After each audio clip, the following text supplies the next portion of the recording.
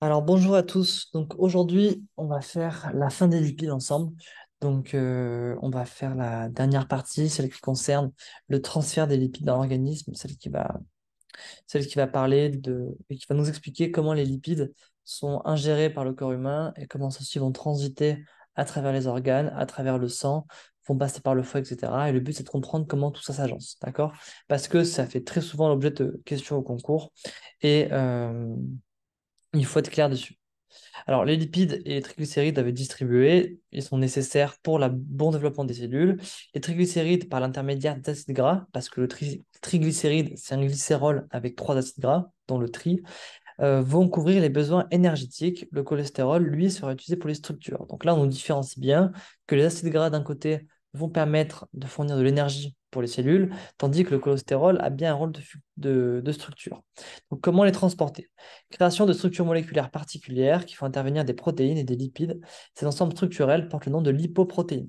Donc, pour pouvoir être transité, comme vous savez que les lipides, c'est difficilement soluble dans l'eau, donc dans le sang qui est majoritairement composé d'eau, alors le corps doit faire un intermédiaire, le corps doit trouver une manière de faire transiter ces molécules dans le sang. Et or, cette manière-là, ce sont la création de lipoprotéines, faire un mix entre lipides et protéines qui permet ce transfert. On retrouve également du cholestérol libre et des protéines. Ces protéines constituant des lipoprotéines portent le nom d'apoprotéines ou apolipoprotéines. Donc en fait, dans ces structures, lipides, protéines, cholestérol et ces protéines, du coup, on peut les appeler les apoprotéines. Donc là, on va voir les différents types de, de, pardon, les différents types de molécules qui permettent le transfert. Donc les plus grands, ce sont les chylomicrons. Et là, on voit aussi la densité. Donc plus c'est grand, moins c'est dense. Donc avec 98% de lipides, et plus on avance, plus on descend. Donc là, les chiffres sont à peu près à connaître. Il faut pas connaître au chiffre près, mais savoir que chez l'Omicron, c'est 150, ça c'est 50, ça c'est 20 et ça c'est 15. D'accord? C'est que ça, c'est les choses à savoir. Donc au centre, on trouve des lipides hydrophobes, essentiellement des triglycérides. Donc triglycérides qui sont très hydrophobes. Et justement, tout l'enjeu de la création de ces molécules, c'est de faire transiter ces triglycérides qui, en temps normal, ne sont pas capables d'aller jusque dans les cellules. Parce qu'ils doivent passer par des milieux qui sont hydrophiles, et comme eux sont hydrophobes, s'ils ne sont pas miscibles, ça ne marchera pas. Du coup, d'où l'intérêt de cette création. Donc, du coup, c'est normal que ceci soit au milieu. Et du cholestérol estérifié. Donc, cholestérol estérifié, c'est le cholestérol avec son acide gras qui l'empêche de pouvoir faire de liaison avec l'eau. Donc, les protéines constituant ces liposomes sont appelées apolipoprotéines ou apoprotéines. La composition entre ces différents composants varie en fonction du type de lipoprotéine, qu'on classifie d'une manière générale en fonction de leur densité. Chez l'Omicron, very low density lipoprotein, etc.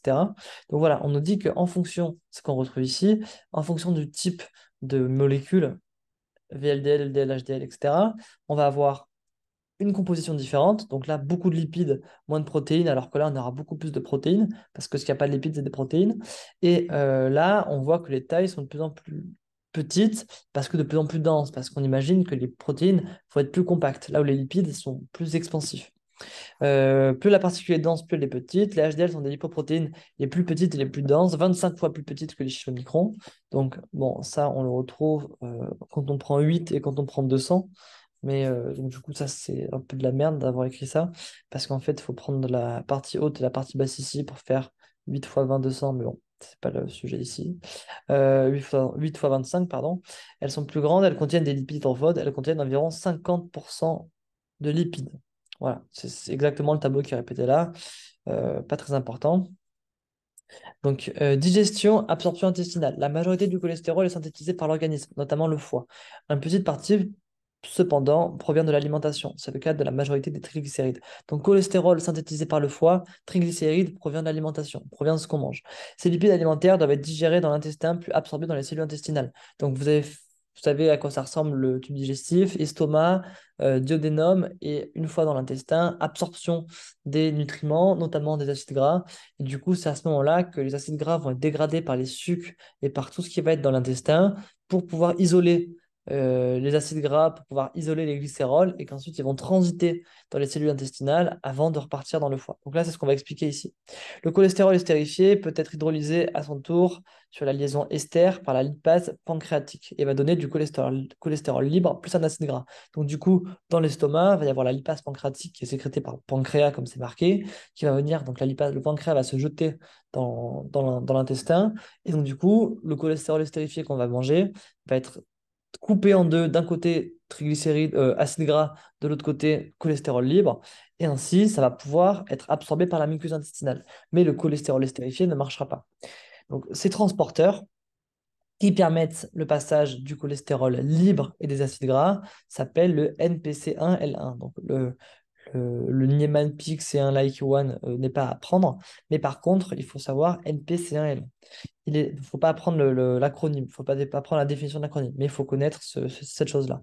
Il est la cible d'un médicament donc, qui enlève le cholestérol, les ziptimib, qui freine l'absorption du cholestérol au niveau des transporteurs, donc il va diminuer le taux de cholestérol. Son effet peut combiner avec celui des statines. Donc là, on nous dit pour baisser l'apport exogène de cholestérol, ce qu'on fait, c'est qu'on met des ziptimides. Donc, il est utilisé en association, soit si la cible n'est pas fixée, soit si les patients présentent des effets secondaires aux statines. Donc, la statine, c'est le principal, ben, vous l'avez vu au-dessus, médicament responsable euh, pour baisser l'apport en lipides, et elle va venir baisser la production endogène. Donc, du coup, soit si la cible fixée, l'objectif fixé n'est pas atteint avec les statines, on rajoute de l'éptimib, soit si ça ne marche pas avec les statines, parce qu'il peut y avoir des effets secondaires et les patients peuvent être intolérants à celui-ci. Pour les triglycérides, le processus est plus complexe, il prend beaucoup plus de temps. C'est pour cela qu'on mange un repas riche en lipides. La digestion est plus longue. Cela nécessite une digestion enzymatique dans l'estomac avec formation de micelles, avec notamment des sels biliaires. Cette digestion lipides nécessite de l'énergie. Donc, en gros, bon, là, c'est pas dans votre cours, du coup, ça a peu d'importance de le développer ici. Mais les repas en lipides prennent plus de temps à être digérés parce qu'on va devoir passer par des structures intermédiaires, par la création de structures hydrophiles pour pouvoir ensuite passer dans l'estomac, puis dans l'intestin et ensuite être digéré. Du coup, ça nécessite de l'énergie. Et là, ce qu'il faut retenir, c'est que bon, la lipase pancréatique va couper notre cholestérol en acide gras plus cholestérol libre, et que si on veut inhiber l'absorption de ce cholestérol libre, on utilise les ziptimib. Chez l'Omicron, triglycérides, cholestérol et les autres lipides, une fois absorbés au niveau intestinal, doivent passer de l'entérocyte à la circulation générale. L'entérocyte, c'est les cellules de la paroi intestinale. Donc ça fait intestin, ça passe dans la cellule au niveau de la paroi intestinale, puis ça ressort dans le sang. Pour cela, il faut qu'il y ait une solubilité. Comme on a dit, ce sont des lipides, ils ne sont pas miscibles avec l'eau. Donc à ce moment-là, ils doivent se créer des protéines pour que ça passe. Et cette protéine qui va passer de l'estomac au foie, c'est ce qu'on appelle le chylomicron. La structure présente à leur périphérie des phospholipides, cholestérol libre et des protéines, parce que le cholestérol libre a sa fonction OH libre avec laquelle il va pouvoir mettre des liens. Et donc là, les protéines qui vont être présentes dans ce chylomicron, c'est B48EA1. Ça tombe. Donc c'est à connaître. C'est pas pour rien que c'est surligné. Au centre du chylomicron, on retrouve essentiellement des triglycérides et quelques cholestérols estérifiés. D'accord? Parce que ce sont les parties hydrophobes qui vont être au centre. Tandis que sur en périphérie, phospholipides et protéines. Le catabolisme du glycomicron dans la circulation sanguine est très rapide. La demi-vie de l'ordre d'une heure. Ça tombe régulièrement, donc c'est très rapide. Il s'agit surtout d'une hydrophobe progressive des triglycérides sous l'action d'une enzyme qui est la LPL, enzyme membranaire située à la surface de tous les vaisseaux. Donc la LPL va hydrolyser les triglycérides.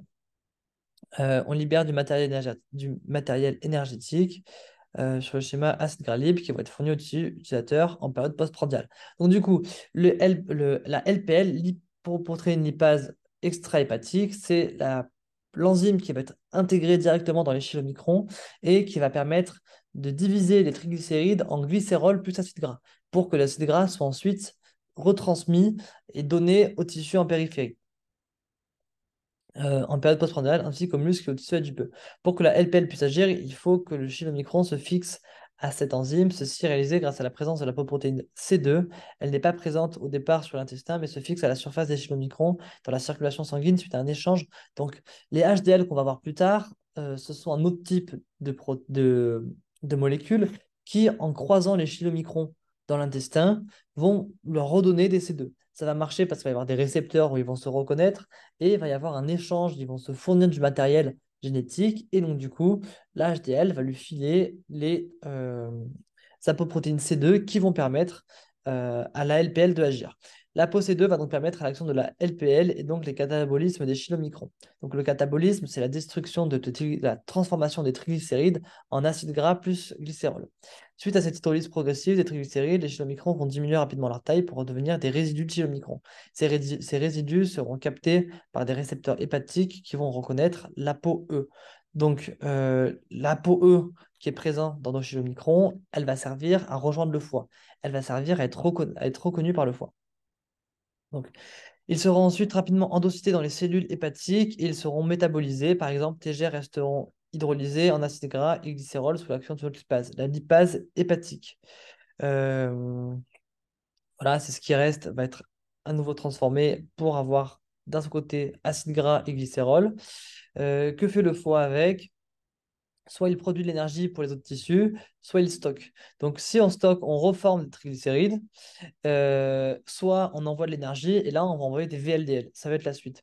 Ils vont servir à la synthèse des corps cétoniques qui seront exportés vers le foie vers d'autres organes qu'ils utiliseront à leur tour comme matériel énergétique alternatif. Ou alors, une autre solution, c'est la construction de corps cétoniques. Donc, un exemple un peu concret, le corps cétonique, quand on n'a plus de sucre dans le sang, vous l'avez vu avec les glucoses, parce que le cerveau utilise que du sucre, que du glucose. Mais une fois qu'on n'a plus de sucre, parce qu'on n'a pas mangé depuis longtemps, parce qu'on est en famine, parce qu'on fait une grève de la faim pour une X ou Y raison, à ce moment-là, le cerveau va pouvoir se nourrir de corps cétoniques. C'est les deux seules nourritures, deux seules molécules qui vont être métabolisables par le cerveau. Du coup, c'est ça les corps cétoniques. Ça va être de l'énergie en cas de réserve absolue. Parfois, la quantité de triglycérides au niveau du foie augmente. On parle de foie gras. C'est donc le cas de l'obésité humaine, maladie en plein développement de nos jours. On a donc une stéatose hépatique. Stéatose hépatique, c'est quand le foie gonfle à cause de la graisse.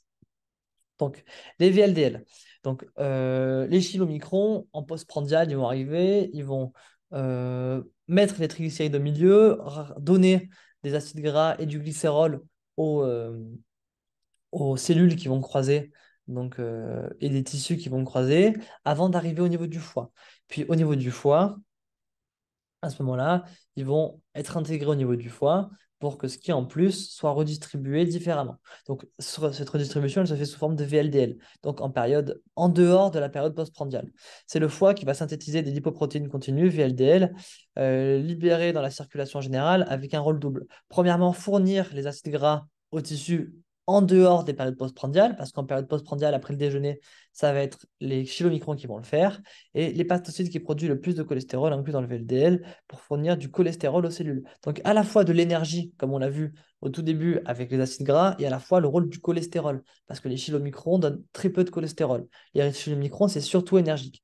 Donc là, ils vont donner du cholestérol qui va avoir un rôle structural. Les VLDL vont contenir des triglycérides hépatiques de réserve endogène, du cholestérol estérifié et des apoprotéines. Pour obtenir ces lipoprotéines, le foie doit ajouter des apoprotéines B100, E, C2. Donc C2, on retrouve, c'est celles que les HDL vont donner, donc pas les VLDL, hein. Les HDL vont donner au chylomicron et B100 et E, je crois que c'est B28 qu'on retrouve sur le chylomicron. B48 et E, donc la B100 est spécifique de notre VLDL. Donc, il faut qu'il y ait d'emblée l'ApoC2 qui permet d'emblée à l'action de la lipoprotéine lipase, comme tout à l'heure. Et donc, parce qu'on va avoir de base des triglycérides qui vont être coupés par la lipoprotéine lipase, qui, elle, va redistribuer, comme tout à l'heure, les acides gras au tissu d'un rôle énergétique. Comme les chylomicrons, il existe une possibilité d'enrichissement des VLDL en ApoC2 avec les HDL à nouveau. Donc, il faut bien comprendre que le rôle des VL est double. D'un côté, la lipoprotéine lipase va permettre d'hydrolyser les triglycérides pour former des acides gras. Et la perte de ces triglycérides est associée à l'enrichissement en cholestérol estérifié sous l'action d'une autre enzyme. D'accord? Donc, une partie des acides gras qui vont être libérés vont être ajoutés à du cholestérol pour créer du cholestérol estérifié au sein même de ces VLDL, grâce à ce qu'on appelle la L4. D'accord? Donc la L4, enzyme sérique capable d'hydrolyser des acides gras de L-cytine et d'estérifier ces acides gras cholestérol qui va gagner l'intérieur de la lipoprotéine. C'est clair. Donc comme je dis, les acides gras, on a vu libres, vont être autour parce qu'ils sont plus solubles que les acides gras estérifiés. Mais grâce à la L4, ces acides gras vont être libres, vont être transformés en acides gras estérifiés et ils vont rejoindre le centre. Donc c'est grâce à l'action de cette enzyme qu'on va avoir la création de LDL, donc de Low Density Lipoprotein, en passant par le IDL, mais bon, c'est peu important. Mais en gros, c'est ça l'idée, c'est qu'on part de notre VLDL avec acides gras qui vont être libres en périphérie, à l'intérieur triglycérides et un peu de cholestérol estérifié au début, mais qu'un petit peu, avec l'enzyme LDL. Cette enzyme LDL, pardon, je me suis peut-être trompé dans le nom. Euh, Avec l'enzyme lipoprotéine LPL. Donc cette enzyme-là va couper les triglycérides pour libérer d'un côté des acides gras, d'autre du glycérol.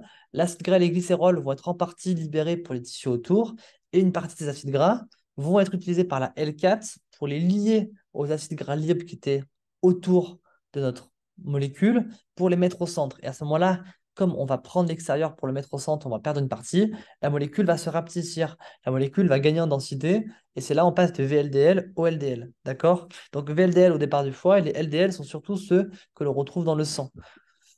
Tac, tac, tac. Bon, là, on passe à la partie d'après. CLDL arrive au niveau des cellules périphériques pour délivrer du cholestérol. Parce que, comme on a vu, le rôle énergétique va être assuré par la libération des acides gras, alors que là, on va s'occuper du deuxième rôle, le rôle d'apport de cholestérol, le rôle structural. Donc, CLDL qui ont perdu la plupart de leurs acides gras et des triglycérides vont être très riches en cholestérol estérifié.